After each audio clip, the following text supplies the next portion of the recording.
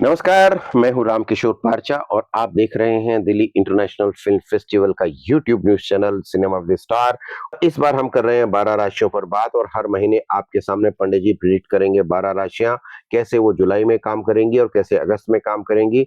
हर रोज आप उसके बारे में जानिए, समझिए, पंडित जी से सवाल करिए। और इस बार हम बात कर रहे हैं इस शो में, इस एपिसोड में कन्या राशि के बारे में बात।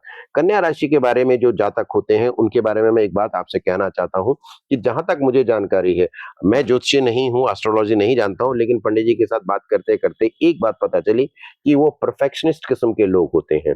हालांकि आमिर खान को कहा जाता है ये शब्द, पर वो इस राशि में नहीं आते हैं।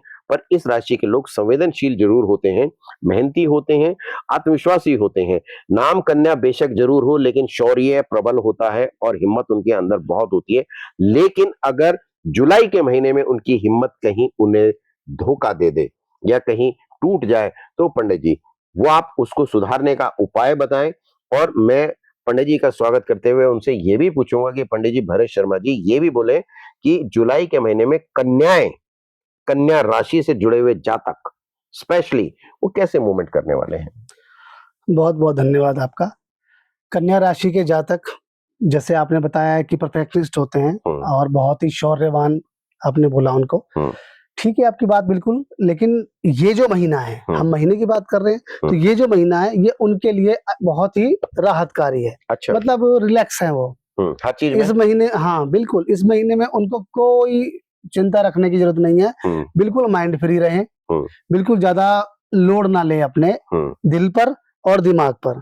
कामयाबी जरूर मिलेगी। अच्छा, अगर आप धैर्य से काम करें। लेकिन पंडित जी ये 12 राशियों में से ये छठी राशि है और मैं पहली राशि ऐसी देख रहा हूँ जिसके बारे में आप कह रहे हैं कि इस राशि में किसी को कुछ करने की जरूरत नहीं है, राहत भरी राशि है। लेकिन फिर भी अगर कहीं राहत आफत में बदल ही जाए, मान लीजिए कोई डॉक्टर है, मान लीजिए कोई राजनीति से जुड़ा हुआ आदमी है, कलाकार है या आम आदमी है, व्यवहारिकता को देखें या समाज को देखें तो विवाहिक रिश्ते हैं और प्रेम संबंध है या फिर आपका बिजनेस है, उसमें कैसे मूवमेंट होंगे।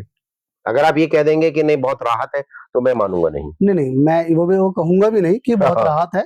इसमें अगर राहत में अगर उसके लिए कह रहा हूँ कि जैसे कि ज्यादा आपको लोड लेने की जरूरत नहीं है। अच्छा, जैसे आपने कहा कि व्यवसाय वाला है, व्यवसाय को दिक्कत क्या रहती है कि काम नहीं चल रहा। अब अगर 3 महीने काम चल रहा और 1 महीने नहीं चलेगा तो कोई फर्क नहीं पड़ेगा, तो चिंता वाली बात नहीं, ज्यादा चिंता वाली बात नहीं है। प्रेम संबंध में भी अगर हम कहें कि प्रेम संबंध में अगर आप 2 पार्टनर एक दूसरे से मिल रहे हैं और किसी कारणवश अगर आपको 5 दिन नहीं मिलना पड़े, तो उसमें भी आपको ज्यादा दिक्कत लेने की जरूरत नहीं है। छठे दिन मिलेंगे। हाँ। क्योंकि प्रेम तो बढ़ेगा ना। परिवार कैसा रहेगा पंडित? परिवार भी बढ़ेगा।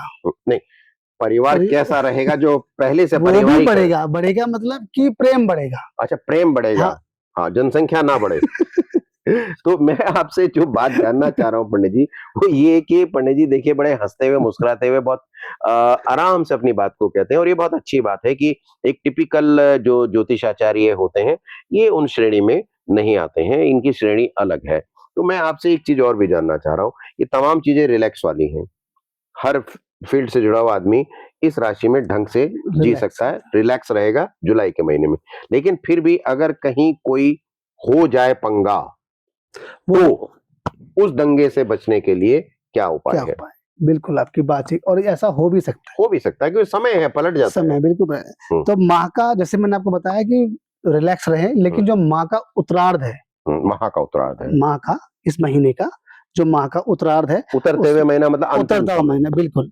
उसमें जो आपकी भूमि है या आपका कोई भवन है या निजी समस्याएं हैं या कोई भी आपकी परेशानियां हैं, वो आपको थोड़ी सी परेशान करेगी, लेकिन उसमें भी आपको आपके शुभ चिंतक जो हैं, जो आपके वेल विशर हैं, मित्र वर्ग जो है वो आपसे उनको निकालने में आपके सहायक होंगे। यानी वो सुधर सकते हैं, बिल्कुल सुधर सकते हैं, वो सुलझ जाएंगे। बिल्कुल। यानी कानूनी जो पछड़े हैं उनसे भी निजात मिलेगी, भूमि का कोई मसला है तो वो भी सुलझ जाएगा, रिश्तों का कोई मसला है उसके सुधरने की भी आसार है।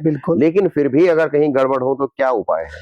अगर फिर भी अगर गड़बड़ होती है तो अपने आप को थोड़ा सा कंट्रोल करें, थोड़ा सा शांत रहें। उपाय क्या करें? और उपाय इसमें आप क्या कर सकते हैं कि प्रतिदिन भगवान लक्ष्मी नारायण को, अच्छा, लक्ष्मी नारायण भगवान जो होते हैं उनकी पूजा करें और विष्णु सहस्त्र नाम का पाठ करें। ये उपाय है। ये उपाय। तो इसमें करने के लिए कोई खास पूजा सामग्री? आप मंदिर चले जाएं, मंदिर में भगवान विष्णु की और लक्ष्मी की प्रतिमा होती है। तो कोई मंत्र विशेष भी होता है?